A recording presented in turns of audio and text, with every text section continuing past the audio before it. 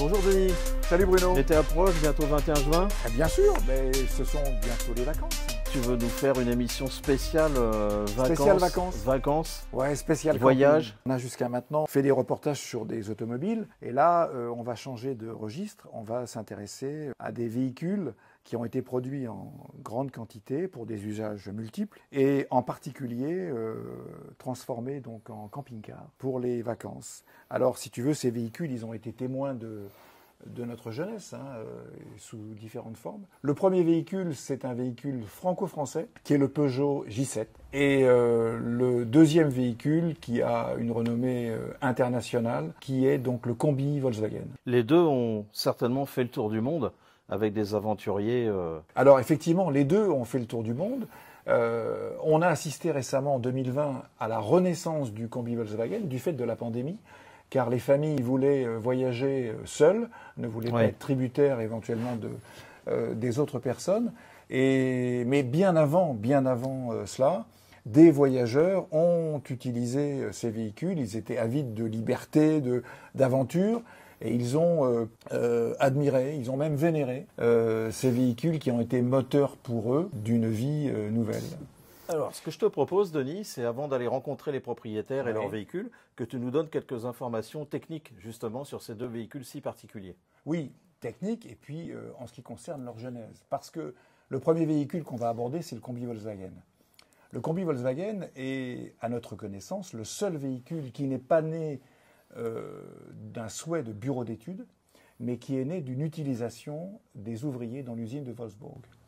En effet, l'importateur Volkswagen en Hollande, qui s'appelait Benpont, un jour, en se promenant dans l'usine, a remarqué un engin tout à fait particulier, bizarre, qui a priori était fabriqué sur une plateforme de coccinelle, parce que c'était la seule production à l'époque de l'usine, avec donc une partie moteur et commande tout à l'arrière, et une plateforme à l'avant, pour transporter des palettes et toute marchandise, parce que ces ouvriers souffraient beaucoup. Donc ils se sont permis, avec de briques et de broc, avec des éléments de l'usine, de créer ce véhicule un peu bizarre. Benpont en a défini sur un schéma l'essentiel des caractéristiques et s'est permis de le proposer à Heinrich Nordhoff, qui était le PDG de Volkswagen de l'époque, qui au départ était un peu surpris. Donc là, nous étions, pour mémoire, en 1947. L'idée n'était pas d'en faire un camping-car, enfin du moins pas dans l'immédiat. L'idée n'était pas du tout d'en faire un camping-car, l'idée c'était d'en faire un engin de transport. Et d'ailleurs, l'origine du mot combi, c'est en allemand Kombinationenwagen, qui signifie véhicule de multi-usage. Donc l'idée du camping-car à l'origine n'existait pas. Mais en 1949, Heinrich Nordhoff a bien réfléchi à la question et il a décidé de consacrer une étude et un lancement en 1950 de ce combi Volkswagen. Alors, le combi Volkswagen, au départ, c'était un engin qui se voulait léger, transportant 1200-1300 kg maximum. Un engin construit avec une cabine avancée, si tu veux, et un moteur tout à l'arrière. Donc ça nécessitait d'avoir deux portes latérales uniquement qui s'ouvraient pour charger la marchandise. On avait à l'époque un moteur qui était de 1100 cm3, qui développait, bon an, mal an, 25 chevaux. Il est passé en 1200 avec 34 chevaux. Puis si on va dans la technique, un 1600 ensuite, 50 chevaux, et un 2 litres de 70 chevaux. Mais la vitesse de cet engin, c'était 80-90, 100 km/h. Mais on cherchait le côté pratique avant tout, absolument. Pas la performance. Exactement. Alors, le côté camping-car est arrivé en 1950 avec un constructeur de camping-car qui s'appelle Westfalia, qui est maintenant une renommée mondiale et qui a commencé à transformer par lui-même les combis Volkswagen. Et en 1961, Volkswagen a décidé d'introduire dans cette usine et de référencer complètement à son nom le combi Volkswagen Westfalia. Tu nous expliques que la notion de camping-car n'existait pas vraiment, finalement, l'aménagement camping-car n'existait pas vraiment avant l'arrivée de ce combi chez Westfalia. C'est un fait, c'était des aménagements. En tout cas, aucun producteur de véhicules automobiles avait pris la décision auparavant de consacrer ce véhicule au camping-car. Donc c'est né véritablement dans les années 60 chez Volkswagen Et on a assisté progressivement à la montée en nombre de ces camping-cars qui ont été révélés dans les années 68, avec les fameux 68 heures, et qui se sont éparpillés dans le monde entier, avec des productions aussi, il faut le dire, au départ en Europe bien évidemment, avec plus de 6 millions d'exemplaires.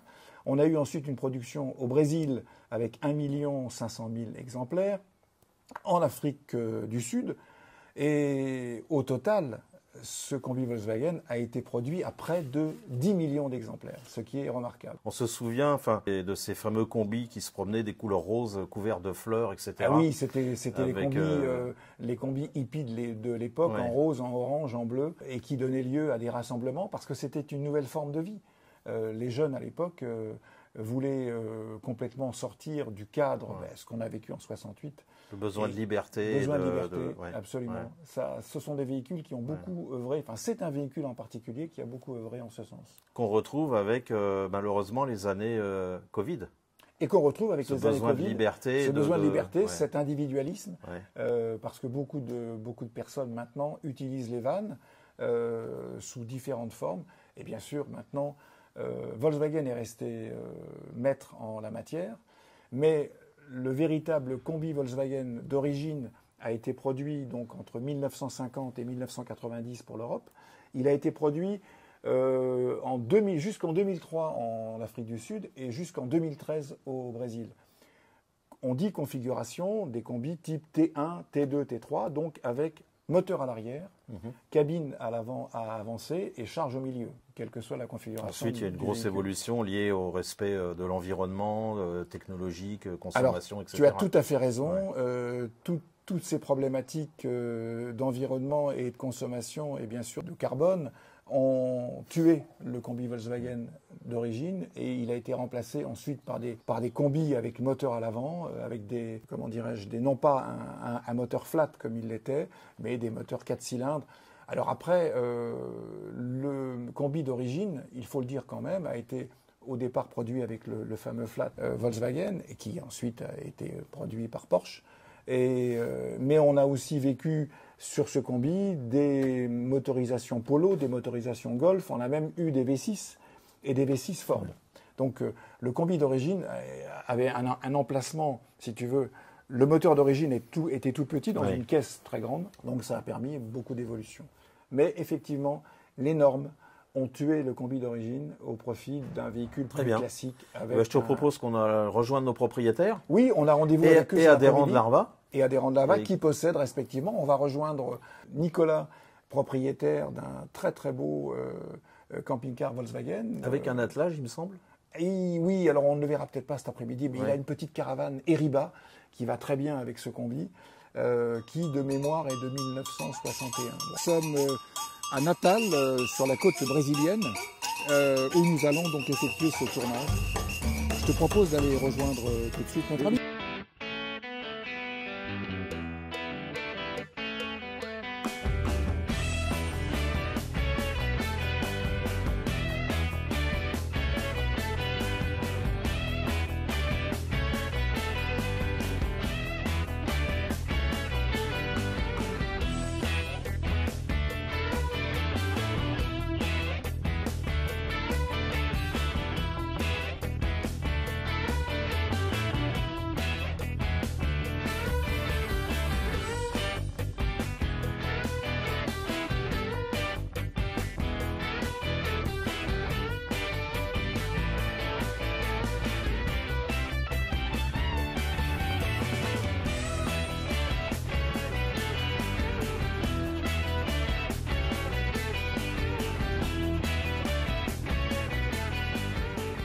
Nicolas, merci d'être venu nous voir pour cette invitation. Pour ARVA Production, c'est une première. Merci. On n'a pas l'habitude de traiter ce type de véhicule, mais on a pensé qu'à la veille des vacances, il fallait donner un esprit sympa et ne pas se prendre au sérieux. Cette belle bête que nous découvrons, elle t'appartient depuis longtemps? Oui, 2008. 2008. 2008. D'accord. Et c'est un véhicule que tu as acquis dans cet état? Non. Alors quand je l'ai acquis, il était bleu et blanc avec une Eriba, que j'ai toujours. Ah, une petite caravane Eriba. Une Eriba, une Familia qui est en cours de restauration. Et lui, il y a eu 3 ans de boulot derrière. 3 ans de boulot. 3 ans de boulot derrière. Donc il a été entièrement restauré? Il a été entièrement restauré, il a été sablé, décapé, traité, redécoupé, ressoudé, mise en après, peinture, changement des joints, révision de l'électricité. Les trains roulants ont été refaits, la boîte a été changée.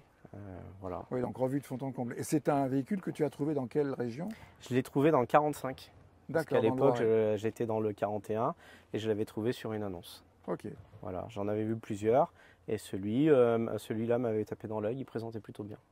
Alors qu'est-ce qui t'a amené au combi Volkswagen? C'est le souhait d'avoir un van et qui t'a amené vers le combi, ou c'était absolument acquérir un combi qui t'a amené vers cette vie à l'aide d'un van? Je sais que gamin, je regardais toujours un petit peu les coccinelles. Ouais. Après, en 93 ou 94, mon père a acheté un T3.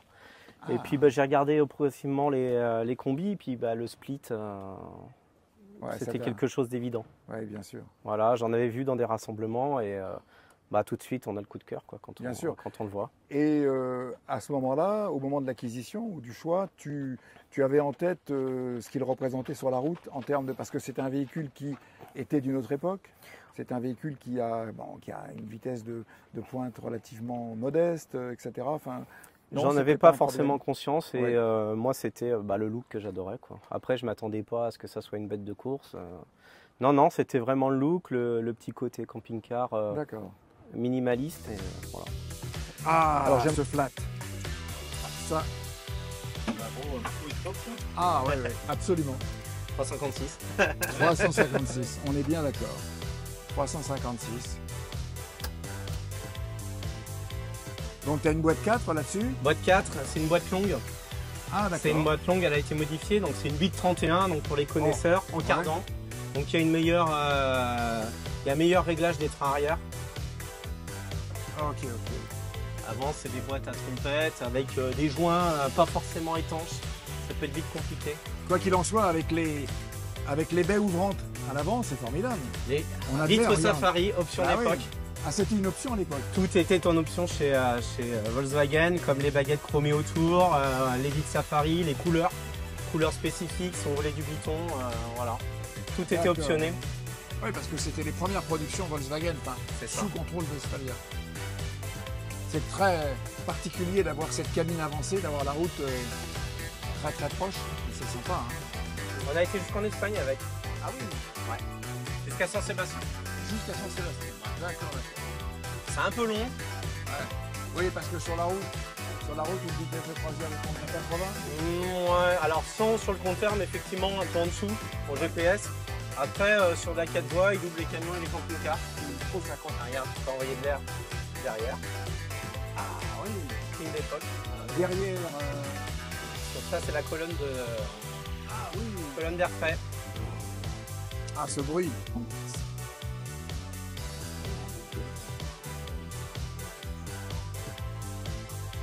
On peut comprendre que pour les jeunes des années 60-70, c'était génial. Ça coûtait pas cher. Ah oui. Partir pour quelques centaines de kilomètres et un long voyage, avec ce type de véhicule, c'est une bonne préparation. C'est pour ça aussi que j'ai la caravane, parce que là les enfants commencent à être grands. La plus petite ne loge plus dans le hamac. D'accord. Donc avoir les ribas en complément, ça reste intéressant. Et les ribas, c'est une 3 places, une 4 places? C'est une 4 places. Une 4 places. C'est une Familia, Eriba Familia, donc c'est milieu de gamme.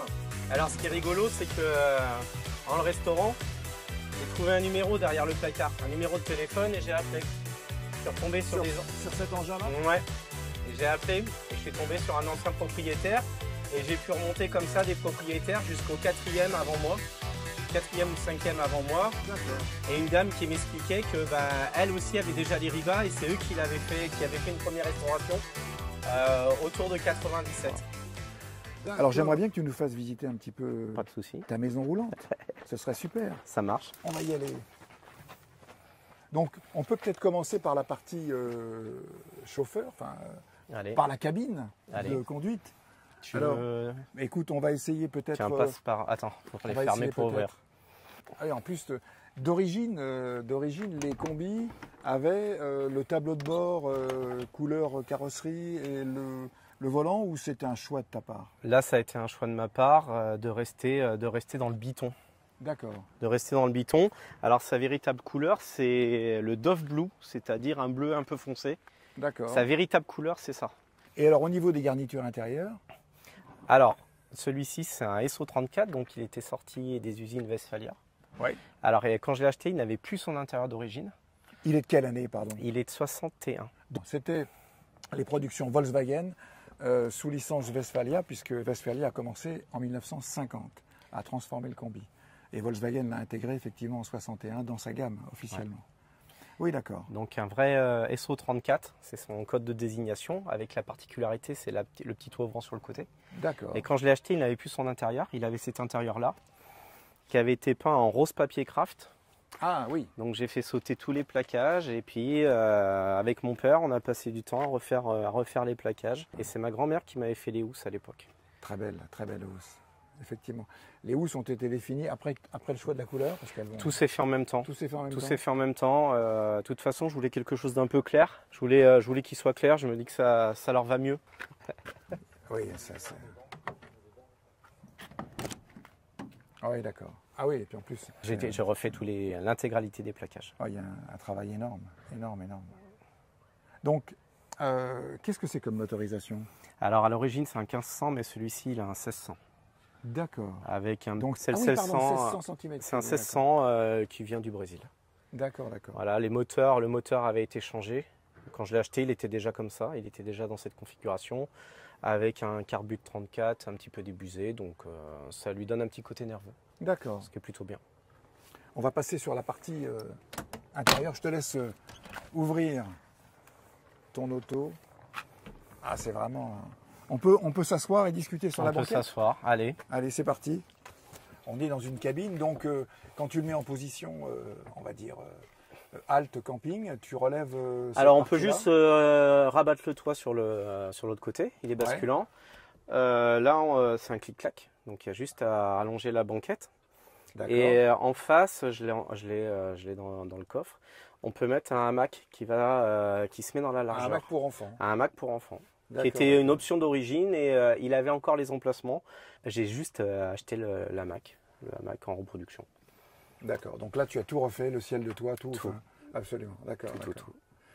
Les rideaux, pareil. C'est ma femme Aurélie qui m'a refait les rideaux à l'époque. Il y a un frigo à l'intérieur avec des bières ou pas? Non, je voulais vraiment envoyer léger. Ah oui, d'accord. Nicolas, au niveau des voyages et des rassemblements, tu as assisté à des choses, vous faites... Alors on a fait quelques rassemblements plutôt dans la région.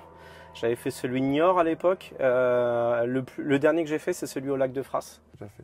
Alors cette passion combi Volkswagen, est-ce que cette génération de propriétaires est toujours propriétaire? Est-ce que ce combi d'origine intéresse plus les jeunes, selon toi, ou pas? Moi, c'était plutôt le côté surf. Donc, je pense qu'il y a aussi la communauté des surfeurs qui a dû adhérer. Au niveau entretien, c'est un véhicule... tu fais l'entretien toi-même, tu le fais faire? Alors, la restauration, je me suis fait aider. Il a été pendant 3 ans, c'était le garage Tavo à Fontenay-Rouen. Il va toujours chez lui de temps en temps pour de l'entretien. Après, pour des choses un peu plus spécifiques, je vais chez Highway Import à La Rochelle et de temps en temps des incursions à la Belle Époque. Si tu avais des conseils à donner à nos adhérents qui souhaiteraient acquérir ce type de véhicule, qu'est-ce que tu peux nous en dire? Alors, les modèles européens sont très difficiles aujourd'hui à trouver. On en trouve en importation qui viennent du Brésil. Moi, si je devais conseiller quelqu'un, je ferais un import de Californie. L'avantage, c'est qu'ils n'ont pas rouillé. L'avantage du T2 en Westphalia, c'est qu'il a la réhausse et on a 4 vraies places à l'intérieur. Nicolas, merci pour ce partage. Quitte définitivement le Brésil et la plage de Natal, parce que sans bière, c'est pas possible. Il faut qu'on rentre, Bruno. Il nous faut rentrer.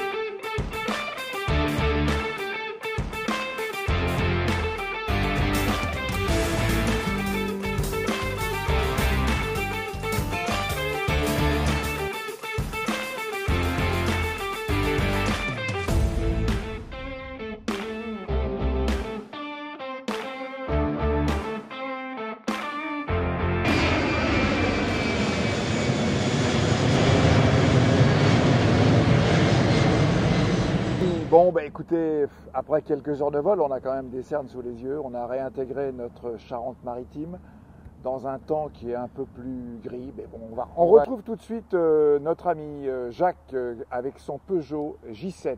Donc en France, on commençait à travailler sur le concept, Alors, notamment chez Peugeot et les carrossiers qui étaient liés à Peugeot. Exactement. Peugeot, donc là, si on aborde le Peugeot J7, on ne peut pas aborder le Peugeot J7 sans parler de son prédécesseur, qui était chez Peugeot le D3 et le D4. Le D3, c'était un fourgon motorisé par un moteur de 203. Le D4, c'était un moteur de 403. Les deux, respectivement, faisaient 1300-1800 cm3.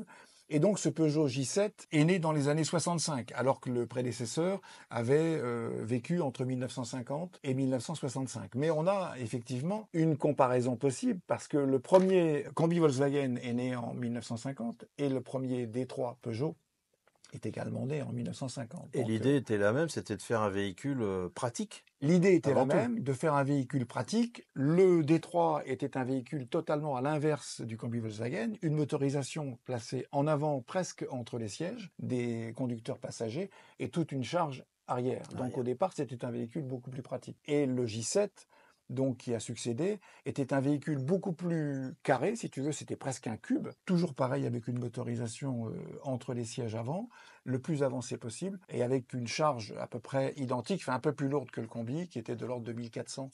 La charge a évolué entre 1400 et 1800 kg. Et donc au niveau des motorisations, l'essence du Peugeot J7 était 1800 cm3 et 58 chevaux, avec ce moteur de 404.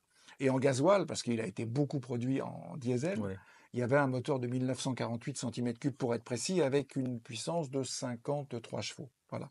Les vitesses de ce véhicule, c'était une vitesse de croisière de l'ordre de 80 km/h. Qui restait raisonnable, puisque les portes, si je me souviens, les portes étaient coulissantes. Et au départ, on pouvait rouler porte ouverte avec ce véhicule. Tu as raison, le gros avantage, et ce qu'ont beaucoup aimé les artisans, effectivement, on pouvait rouler les portes ouvertes, ce qui plaisait beaucoup.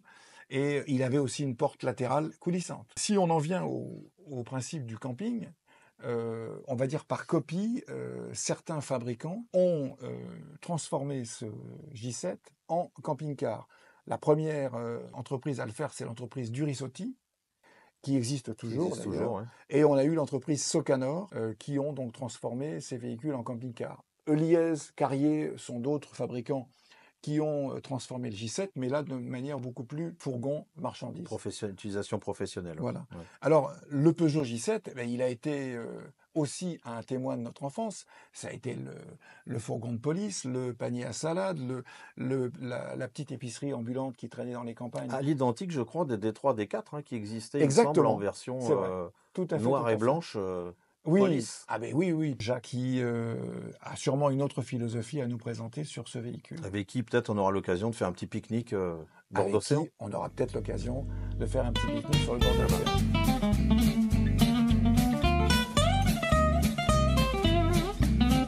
Ah oui, quand même. Ah oui, là. Alors là, il y a du boulot. Ah oui, ça le fait. Ça le fait.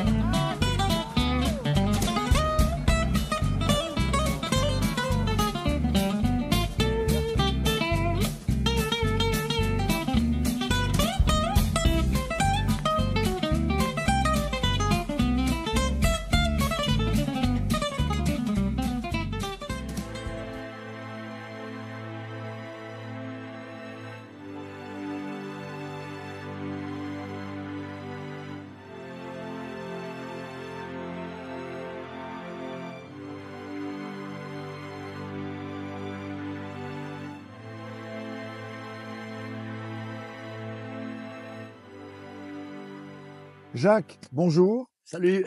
Bonjour Marinette. Merci d'être venu avec tous les deux avec ce beau camping-car J7. Alors ma première question, le J7, c'est d'abord un choix de J7 ou c'est un choix de camping-car? Non, c'est un choix de fourgon tolé, quoi, enfin de camping-car, si on veut. D'accord. J'aurais pris un Mercedes, j'aurais pris un Mercedes. À l'époque, le J7 était moderne. Oui, bien sûr. Spacieux, pas trop grand à l'extérieur. Ouais. Oui, relativement maniable. Voilà. Ouais, tout à fait. Tient debout dedans. Bon. Ah oui, on tient debout dedans. Ah ben oui. Ah oui, Moi, je suis d'accord, pas trop d'accord. grand, Ouais, fait- ça, effectivement, ça doit faire bah oui, pour un camping-car, 1m82, je crois. c'est la moindre des choses, c'est vrai, tu as raison. Puis un fourgon moderne que j'ai aménagé. Bon, moi, je suis pas jardinier, Oui, donc on bricolait. d'accord. Et alors, pour l'aménagement, tu as Alors, fait appel, comment ça s'est passé? Ah, ben, on cherche. Pas évident, hein, surtout à l'époque. Il n'y avait pas beaucoup de camping-cars et tout ça. Et il y avait, je crois de mémoire, c'était Holiday Car qui faisait des camping-cars neufs. Oui. Et l'usine était à Orléans. Et on a pris notre voiture, hein, Marinette, tu te souviens? Non, vaguement. Et puis on allait avec l'appareil photo, comme les Japonais, et le maître. Ah oui. On allait pour visiter la salle de vente pour acheter, quoi, entre Donc, guillemets. en fait, Et tu t'es débrouillé s'en pour est faire une inspiré. copie. Ben, bien sûr, comme beaucoup de gens. Hein. Bien sûr, bien sûr. Et on a fait la copie avec les améliorations, c'est-à-dire un lit un peu plus grand, etc. Enfin, voilà. D'accord, d'accord, d'accord.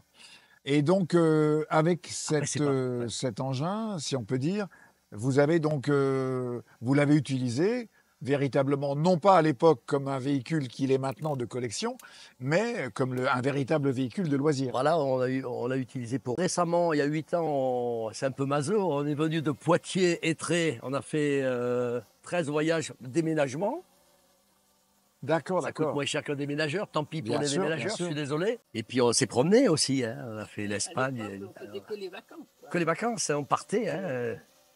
D'accord, On bossait, on partait même la nuit, on roulait la nuit pour être dans les Pyrénées le lendemain, on était fous, hein. On était jeunes. Alors, est-ce que tu peux nous en dire plus sur la technique du véhicule? C'est un moteur essence, un moteur diesel?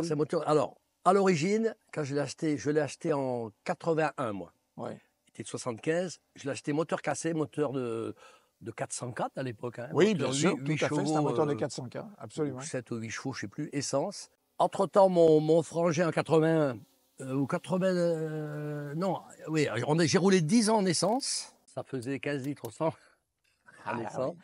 Et en 91, j'ai racheté l'épave de J9 de mon frangin, qui avait un J9 aménagé, qui a cassé son camion, il y a eu une collision. J'ai racheté moteur boîte, diesel, et je l'ai passé aux mines en 91. À l'époque, c'était autorisé. Tu as eu la chance. Hein, C'était du boulot. Hein.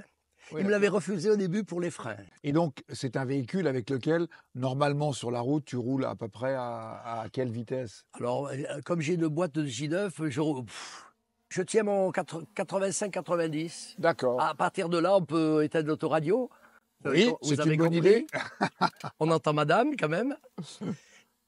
Ça peut rouler à 100, hein. Mais après, Ouais, après, on c'est roule plus- 85, Et de 85, toute façon, 90. avec nos routes à 80, maintenant, on se rend compte que ces véhicules redeviennent, on va dire, capables de rouler à peu près normalement dans la circulation actuelle. Bon, c'est un véhicule qui est très agréable sur les petites routes, en montagne, tout ça, tout ce qui est petit. Quand j'étais jeune, on était fous, hein, n'est-ce pas? On est toujours un peu fous, hein, Marinette? Quand on voyait un panneau interdit de plus de 2 mètres, on savait qu'on pouvait aller avec le J7. Ça Ah oui. fait 1m95 plus les rétros.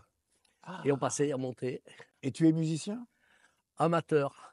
Amateur, oui, mais Musicien amateur, ça amateur. signifie Je joue quand avec même- une chanteuse et musicien.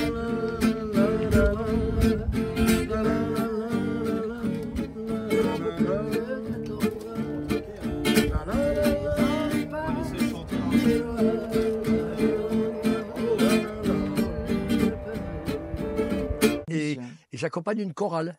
D'accord. Et de temps en temps, le gospel de La Rochelle. C'est pour ça Ok. que la soirée chez Lily, le 21, je ne serai pas là, on a un concert à La Rochelle. Sinon, vous assistez éventuellement. Il y a des rassemblements de J7, il y a des choses comme ça? J'ai pas assisté avec le J7. Bon, après, j'ai un autre véhicule, Volkswagen, où on va avoir des rassemblements.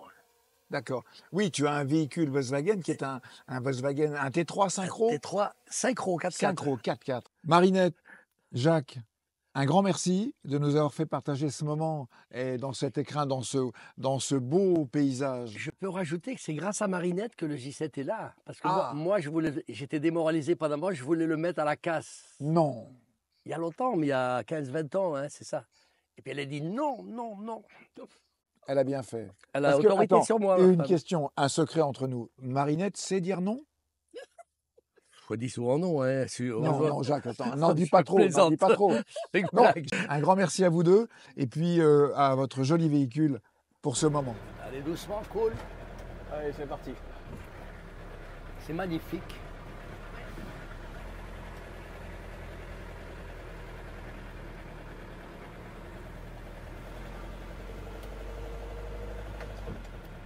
Ah ouais.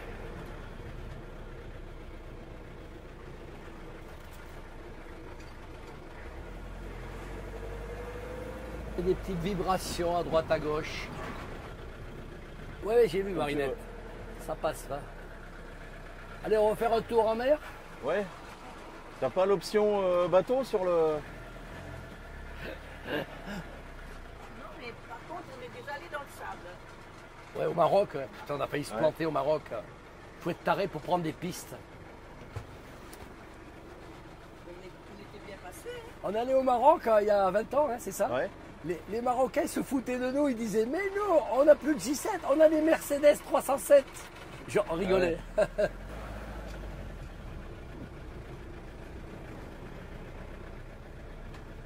Et voilà.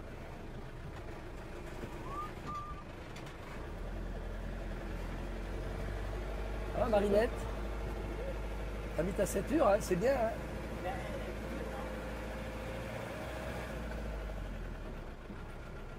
C'est beau là, c'est magnifique.